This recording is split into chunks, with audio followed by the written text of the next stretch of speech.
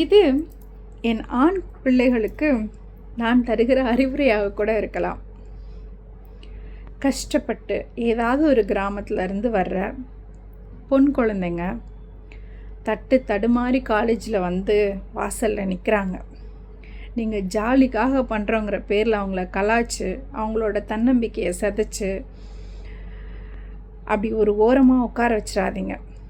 நாளைக்கு அவள் ஜெயிக்கணுன்னா, அவள் ஃபேமிலி ஜெயிக்கணுன்னா, அவள் பயத்தெல்லாம் தூக்கி எறிஞ்சிட்டு முன்னாடி வரணும். அதுக்கு நீங்கள் துணையாக நிற்கணுமே தவிர எதிராக நிற்கக்கூடாது. கஷ்டப்பட்டு அவங்க அப்பா மூட்டை தூக்குறாரான்னு உங்களுக்கு தெரியாது, வயலில் வேலை பார்க்குறாரான்னு உங்களுக்கு தெரியாது, என்ன கஷ்டப்பட்டு அவங்க அம்மா அப்பா அனுப்பிச்சாங்கன்னு உங்களுக்கு தெரியாது.